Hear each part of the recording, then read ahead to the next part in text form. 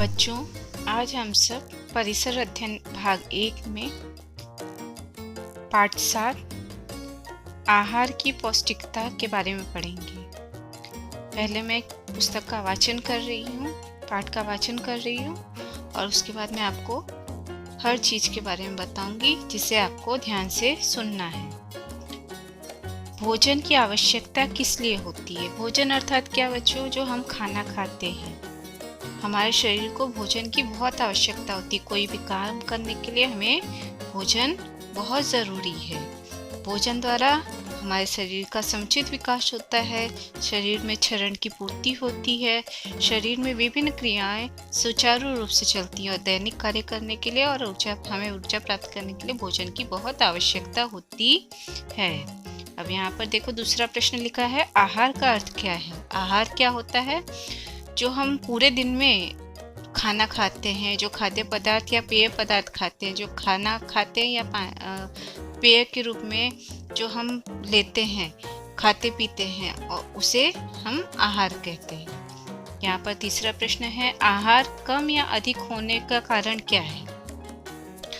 आहार कम होने का कारण ये होता है, जैसे हम कभी बीमार हुए, हमारी तबीयत खराब हो गई, या हम बहुत हमारे जैसे दादा दादी हैं, वो बहुत बुजुर्ग हैं जिसके कारण उन्हें भूख कम लगती है, तो बीमार होने के कारण या वृद्ध व्यक्ति होने के कारण हम भोजन कम लेते हैं, आहार कम लेते हैं। आगे बच्चों देखो, मैं पढ़ रही हूँ, उसके बाद मैं समझाऊंगी, तो इसे आपको ध्यान से सुनना है। हमारे दैनिक भोजन में कुछ खाद्य पदार्थ के नाम नीचे दिए गए हैं। भात अर्थात पकाया हुआ चावल, मूंग की पतली दाल अर्थात आमटी, लोबिया की घुघरी, गेहूं की रोटी, ज्वार की भाकरी, पत्ता गोभी की सब्जी, बैगन का भरता, गाजर का रायता, प्याज की पकौड़ी, लहसुन की चटनी, नींबू का अचार, दही, पापड़। अब ये सब हमारे भोजन में आते हैं। अब इनमें से हम बड़े कड़छे या चम्मच से किन पदार्थों को परोसते हैं और छोटे चम्मचों से किन पदार्थों को परोसते हैं। जैसे हम बड़े चम्मच का उपयोग करते हैं। घर में आप बहुत सारे बर्तन देखते होंगे, थाली, प्लेट, चम्मच, कड़छी, चिमटा, ये सब देखते हो। तो अलग अलग चीज़ें परोसने के लिए अलग अलग बर्तनों का उपयोग होता है। अलग अलग चीज़ों का उपयोग करके मम्मी खाना परोसती है। तो इनमें से कौन कौन सी चीज़ें हैं जिनसे हम बड़े कड़छे या चम्मच का उपयोग करते हैं निकालने के लिए? जैसे भात, मूंग की दाल, लोबिया की घुघरी, बैगन भरता, दही इत्यादि को हम किससे परोसते हैं?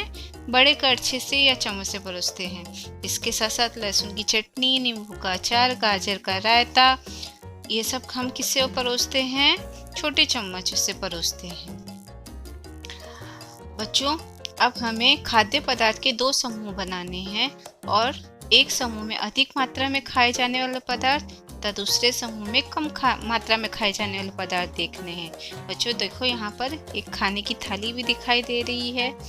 तो हम पहले अलग अलग समूह के खाद्य पदार्थों को, जो हमने ऊपर पढ़े हैं, यहाँ पर पढ़े, इनको 2 भाग में बांटेंगे। तो हम पहले अधिक मात्रा में कौन से पदार्थ खाए जाते हैं?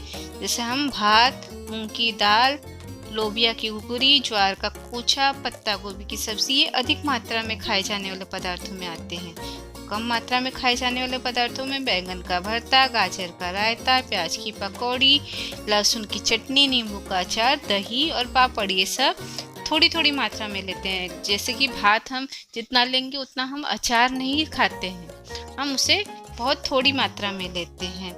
प्याज की पकौड़ी हम रोज़ नहीं खाते हैं, कभी कभी खाते हैं। लहसुन की चटनी जितना हम दाल लेंगे तो उतनी लहसुन की चटनी नहीं खाते हैं। तो इस तरह से हम कम मात्रा में और अधिक मात्रा में आहार का उपयोग करते हैं। बच्चों, अब यहाँ पर आपको थाली दिखाई दे रही है, ये खाने की थाली है बच्चों। अब इसी तरह से आपके घर में भी आपकी थाली में खाना मम्मी परोसती होगी। तो इसी तरह से हमको देखना है कि हमारे जो रोज के खाने होते हैं, प्रमुख खाद्य पदार्थ, उनमें कौन कौन सी चीज़ें आती हैं। हमारे प्रमुख खाद्य पदार्थों में रोटी, भाकरी, चावल, जैसे पदार्थ आते हैं जो हम रोज खाते हैं, नियमित रूप से खाते हैं, और अन्य पदार्थों की अपेक्षा हम इसका ज़्यादा सेवन करते हैं। यथा गेहूँ, ज्वार, बाजरा और चावल ये हमारे क्या हैं, प्रमुख खाद्य पदार्थ है जो कि हमें रोज के रोज खाते हैं और उसका नियमित रूप से उपयोग करते हैं। परंतु चपाती, भाकरी, भात के साथ साथ अन्य पदार्थ जो होते हैं और उनसे भोजन स्वादिष्ट हो जाता है। छोटी छोटी चीज़ें जैसे नींबू, अचार, दही, पापड़, ये सब हम बहुत कम मात्रा में खाते हैं, लेकिन भोजन में इन सभी पदार्थों का होना भी स्वास्थ्य की दृष्टि से महत्वपूर्ण होता है। अब खाद्य पदार्थों में विविधता के बारे में हम जानेंगे। खाद्य पदार्थ में विविधता जैसे अलग अलग खाद्य पदार्थ किन किन चीज़ों से, खाद्यान्नों से बनाए जाते हैं। तो बच्चों, मैं आगे पढ़ रही हूँ, उसे ध्यान से देखना है और उसे सुनना है, ठीक है। अब यहाँ पर देखो, खाद्य पदार्थों की विविधता। हमारे भोजन में समाविष्ट अन्य सभी खाद्य पदार्थ किन खाद्यान्नों से बनाए जाते हैं, इनकी हमें जानकारी प्राप्त करनी है। बच्चों, यहाँ पर देखो, यहाँ पर चित्र दिया हुआ है। यहाँ चित्र दिख रहा है आपको।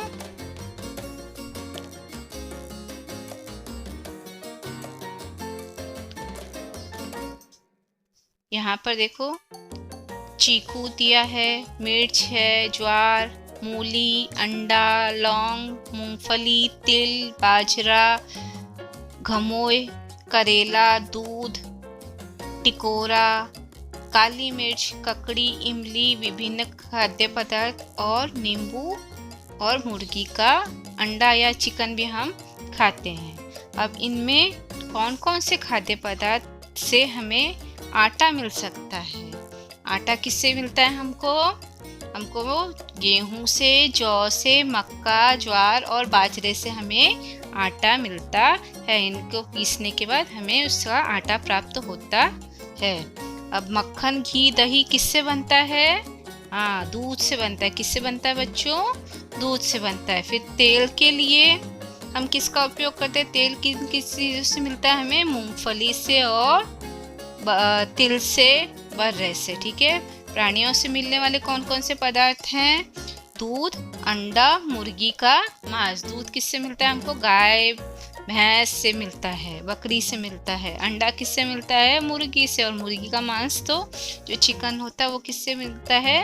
मुर्गी से मिलता है, ठीक है। अब कौन कौन से खाद्य पदार्थ हमें खट्टे, तीखे और कड़वे लगते हैं? कौन कौन से लगते हैं, कौन बताएगा? ठीक है, मैं बताती हूँ आपको। खट्टे में क्या आता है? इमली, नींबू, टिकोरा। मीठे में चीकू आता है। तीखे में मिर्च आती है, काली मिर्च आती है और लौंग आता है। इसके साथ साथ कड़वा करेला भी आता है। अब इसके बाद कौन कौन से खाद्य पदार्थ हम कच्चे खाते हैं? खीरा, मूली, मिर्च और टिकोरा हम कच्चे खाते हैं। अब इसमें कौन कौन से खाद्य पदार्थों में कम मात्रा में उपयोग में लाए जाते हैं? जैसे कि लौंग, काली मिर्च और मिर्च, इसके साथ साथ इमली का। अब यहाँ प्रश्न एक और है, देखो, कौन से पदार्थ अधिक मात्रा में उपयोग में लाए जाते हैं? ज्वार, बाजरा और दूध, ये अधिक मात्रा में उपयोग में लाए जाते हैं। चित्र देखकर हमको इन प्रश्नों के हमने उत्तर दिए, इसको आपको जानना भी जरूरी है, ठीक है बच्चों।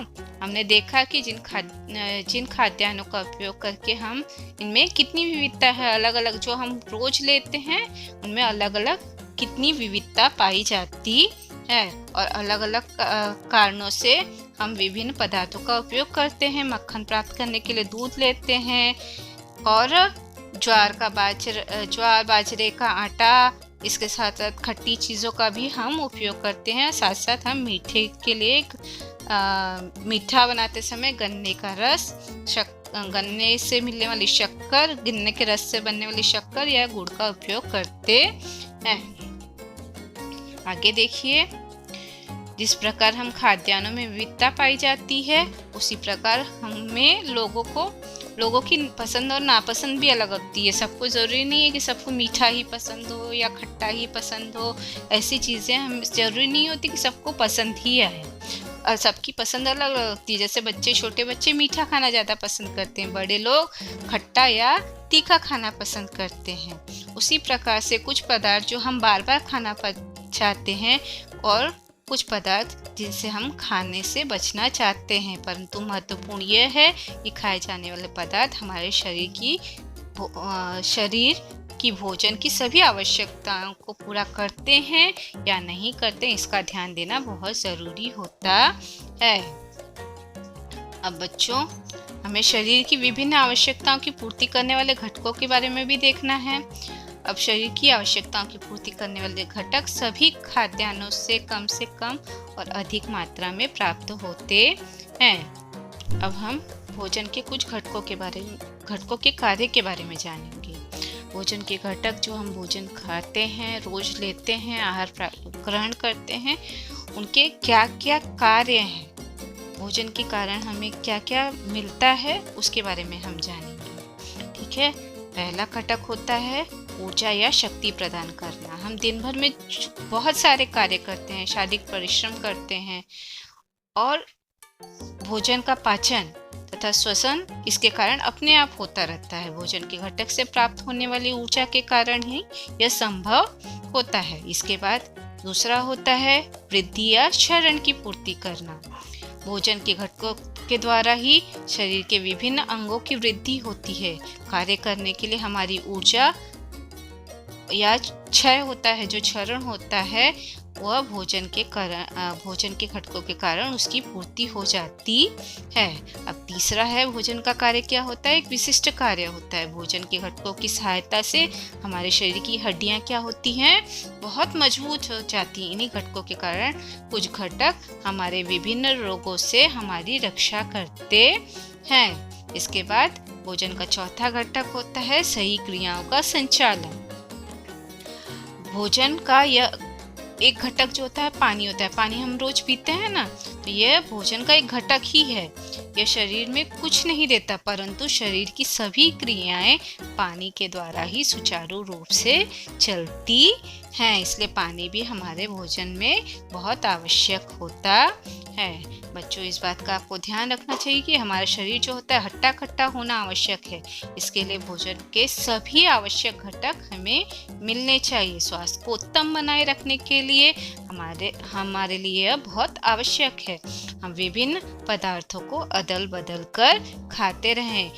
हमें हर चीज़ खानी चाहिए, सब चीज़ अलग अलग बदल के। ये नहीं कि सिर्फ चावल ही खाया या सिर्फ रोटी ही खाया या सिर्फ अचार पापड़ ही हमें रोज खाने में चाहिए, ऐसा नहीं। हमें सब कुछ लेना चाहिए और सब अदल बदल कर खाना चाहिए, जिससे हमारे शरीर को सही पोषण प्राप्त होता है। तो बच्चों, क्या ये तुम सब जानते हो कि बहुत सारे लोगों को लगता है कि सस्ते पदार्थ की अपेक्षा हमें बहुत महंगे पदार्थ खाने चाहिए जो कि पौष्टिक होते हैं, लेकिन ये सही नहीं है। सभी महंगे पदार्थ पौष्टिक नहीं होते। इसी प्रकार से सभी सस्ते पदार्थ कभी कम पौष्टिकता वाले नहीं होते हैं। बच्चों, आगे देखिए, ये चित्र देख रहे हैं, इसके साथ साथ हम कुछ बातें और जानेंगे। बच्चों, खाद्य पदार्थों की पौष्टिकता बनाए रखने के लिए हमें बहुत सारी सावधानियां रखनी चाहिए, बहुत सारी चीज़ों का ध्यान रखना चाहिए। ठीक है, तो वो सावधानियां क्या क्या हैं और इसे हमें ध्यान में रखना है, अपने घर में भी बताना है। बच्चों, पहला है खाद्य पदार्थ। पहले हम देखेंगे खाद्य पदार्थों की पौष्टिकता बनाए रखने के लिए हमें क्या क्या बातें ध्यान रखनी है। खाद्य पदार्थों के उपयोगी घटकों को विनाश से बचाने के लिए उपाय और सावधानियां अलग अलग होती हैं। जैसे कि पहला होता है भोजन बनाते समय सही मात्रा में पानी का उपयोग करना चाहिए। भोजन खाना जब हम बनाते हैं तो पानी का उपयोग अच्छे सही मात्रा में होना चाहिए। कच्चा मतलब अगर पानी कम डालेंगे तो क्या हो जाएगा, भोजन कच्चा रह जाएगा, जिससे हमें तकलीफ हो जाएगी। जैसे चावल अगर कच्चा रहा तो पेट में दर्द होने लगेगा। भोजन अच्छी तरह पकना बहुत ज़रूरी है। फिर इसके बाद बर्तन का मुंह ढक कर रखना चाहिए तथा प्रेशर कुकर का उपयोग करना चाहिए। कभी भी खाना बनाते समय बर्तन का मुंह हमेशा ढका होना चाहिए, नहीं तो क्या होता है कभी कभी कुछ उसमें कीड़े मकोड़े पड़ जाए या कुछ गलत चीज़ पड़ जाए, धूल मिट्टी पड़ जाए। इसके अलावा जो बर्तन अगर हम ढककर पकाते हैं तो हमारे ईंधन की भी बचत होती है।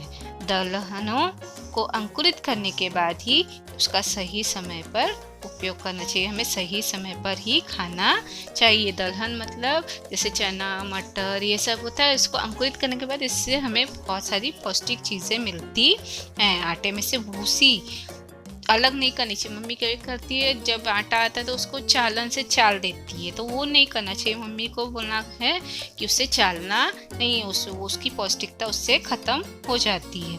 इसके बाद कुछ फल जो होते हैं वो छिलके के साथ खाने चाहिए। जैसे छोटे बच्चे क्या होते हैं, जब सेब खाते हैं तो उसका छिलका निकाल देते हैं, उन्हें पसंद नहीं होता, तो वो क्या होता है, उसकी पौष्टिकता वहीं पर ख़त्म हो जाती है। उसको छिलके के साथ खाना चाहिए।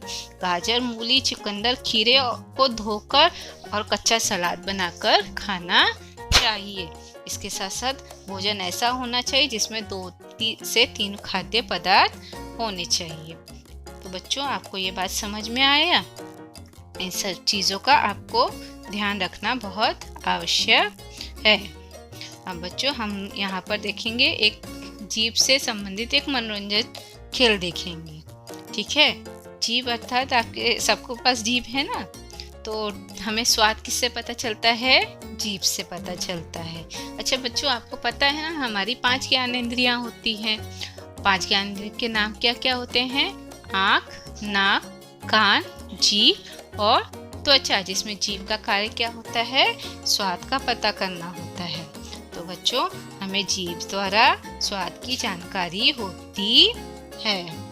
तो और जीभ द्वारा स्वाद की जानकारी कैसे होती है? जैसे बच्चे, आप अपनी जीभ को देखो तो उस पर जीभ पर एक छोटे छोटे उभार दिखते हैं, छोटे छोटे उभार दिखाई देते हैं, जिसे स्वाद कलिका कहते हैं। और उसी स्वाद कलिका के कारण हमें अलग अलग चीज़ों की स्वादों की जानकारी होती है। जीभ से हमें खट्टा, मीठा, कड़वा, कसैला, नमकीन, इन सभी स्वाद की जानकारी प्राप्त होती है। तीखा जो होता है ये स्वाद नहीं है, इस बात का हमें ध्यान रखना है। अब यहाँ पर देखो, यहाँ पर ये लड़की क्या कर रही है? मोनिका जो है, ये यहाँ पर ये देखो, ये मोनिका है। ठीक है? मोनिका ने बताया कि आंवले को अच्छी तरह चबा कर खाओ और उसके बाद पानी पियो तो तुम्हें कैसा लगेगा? मीठा लगेगा। तो मैरी ने कहा, ओ सच, मुझे नहीं मालूम था। तब बालू ने बताया कि स्वाद की जानकारी जीभ से ही होती है। ये हमने इससे पढ़ा था पिछले वर्ष हमने पढ़ा था। तब सुभाष ने कहा कि तो क्या तुम्हें 10 जीभ होनी चाहिए? तो क्या बच्चों, हमें 10 जीभ होनी चाहिए अलग अलग स्वाद के लिए? क्या हमें अलग अलग जीभ की आवश्यकता होती है? नहीं, हमें एक ही हर अलग अलग स्वाद के लिए एक ही जीभ की आवश्यकता होती है। तो इस पर सब बच्चे क्या होते हैं? हंस पड़ते हैं। मोनिका की बहन बोलती है, अरे बालू, आंखें तो केवल 2 ही हैं, परंतु इनसे आंखों से हमें कितने सारे रंग दिखाई देते। इसी तरह से हमें जीभ से अलग अलग स्वाद भी समझ में आते हैं। बच्चों, आपको इस बात का ध्यान रखना है कि जीभ में जो अलग अलग उभार होते हैं, छोटे छोटे उभार होते हैं, स्वाद कलिकाएं होती हैं, जिसके कारण हमें स्वाद का पता चलता है। बच्चों, आप इस बात को आप खुद भी इसका निरीक्षण कर सकते हो। तो आप कल सुबह इस चीज़ को ध्यान में रखकर करना है। पहले सवेरे उठना है, अपने हाथ मुंह स्वच्छ करने हैं और जीभ को साफ करना है, अच्छे से ब्रश करना है, फिर जीभ को छिलनी से साफ करना है। फिर आईने के सामने खड़े हो जाओ और फिर जीभ अपनी बाहर निकालो। देखो आपकी जीभ कैसी दिखाई देगी? हाँ, लाल दिखाई देगी। तो उसमें देखो छोटे छोटे उभार भी दिखाई देंगे तुम्हें, अलग अलग उभार दिखाई देंगे, जिन्हें हम स्वाद कलिका, मैंने अभी आपको बताया, स्वाद कलिका कहते हैं। स्वाद कलिका का अर्थ होता है स्वाद की पहचान करने वाली कलियां। स्वाद कलिका का क्या अर्थ होता है? स्वाद की पहचान करने वाली कलियां, जिनसे हमें स्वाद का पता चलता है। चलो बच्चों, आगे देखेंगे हम। अब हमें विभिन्न स्वादों का आस्वादन करना है। स्वादों का आस्वादन मतलब क्या होता है? हमें देखना है कि हमें कृति करनी है और जीभ से अलग अलग स्वादों की जानकारी कैसे होती है इसके बारे में जानकारी प्राप्त करनी है। इसके लिए हम क्या लेंगे, मिश्री गुड़ लेंगे। मिश्री या गुड़, जो खड़ी शक्कर होती है ना, उसको मिश्री कहते हैं। या गुड़ लेंगे, नमक, इमली या नींबू लेंगे, मेथी के दाने या करेले की फाँक लेंगे या आंवले की फाँक। करेले की फाँक मतलब करेले का टुकड़ा या आंवले का टुकड़ा लेंगे, ठीक है। और इनमें से हम इसका सभी का स्वाद चखेंगे और उसके बाद स्वाद चखने के बाद जब वो गल जाएगी तो मुंह में डालने के बाद जब वो गलने लगेगी तो उसके बाद हम उसको गरारा करेंगे और लगभग 2 मिनट के बाद हमें स्वाद का पता चल जाता है या मुंह पे डालने पे स्वाद का पता चलता है। तो बच्चों, आपको यहाँ पर देखो तालिका दी गई है। कल आप इसका एक्सपेरिमेंट करो, आप इसकी जांच करो। इन तालिकाओं में जो नाम दिए गए इसका जांच करना है आपको और उसके बाद आपको कौन से स्वाद का उससे पता चलेगा इसके बारे में जानकारी मुझे आपको देनी है, ठीक है बच्चों। अब यहाँ देखो अलग अलग चीज़ों की चित्र दिए गए हैं। जैसे क्या है, यहाँ पर देखो गुड़ दिया है, नींबू दिया है, इमली दिया है, करेला दिया है और आंवला दिया है। तो ये सब आपको लेना है और उसकी स्वाद की जानकारी करके मुझे भी बताना है। तो बच्चों, इस तरह से हमने बहुत सारे खेल खेल ले। अब हम मनोरंजक खेल के चिन्ह का स्वाद। अब आप तो उस समय घर पे हो, अगर आप स्कूल में होते तो हम सब मिलकर खेलते। फिर भी आप सब कुछ बच्चे मिलकर इसे खेल सकते हैं। सभी 4-5 बच्चे मिलकर एक खेलो और एक खिलाड़ी को अपना दाव देना है, मतलब उसे खेलने के लिए कहना, और जो दाव लेगा उसे अन्य खिलाड़ी को एक एक स्वाद का नाम बताना है। जैसे उसमें क्या क्या लेना है, औषधि की खुराक, टिकोरे की फाँक, मिर्ची की चटनी, नमक का टुकड़ा, बूंदी का लड्डू, नमकीन बूंदी, चीकू की फाँक और फिटकरी इत्यादि लेकर उन्हें स्वाद करने के चक्कर बताने के लिए कहना है। तो बच्चों, हमने इस पाठ में क्या सीखा? हमने इस पाठ में सीखा कि हमारे आहार में अलग अलग पदार्थ होते हैं। खाद्य पदार्थ तैयार करने के लिए उपयोग में लाए जाने वाले खाद्यान्नों में विविधता होती है। खाद्य पदार्थों में हमारे भोजन की आवश्यकताओं की पूर्ति करने वाले भोजन के घटक कम या अधिक मात्रा में होते हैं। ये सभी घटक हमारे शरीर की अपेक्षित अनुपात में मिलने पर हमारे शरीर की भोजन संबंधी आवश्यकताओं की पूर्ति करते हैं। और इसके साथ साथ हमने स्वाद कलिका अर्थात जीभ पर जो छोटे छोटे उभार होते हैं उनके बारे में भी जानकारी ली। स्वाद कलिका से हमें क्या मिलता है? हमें स्वाद की जानकारी होती है। तो बच्चों, आपको ये पाठ समझ में आ गया। अब इसके प्रश्न उत्तरों को आपको लिखकर मुझे बताना है।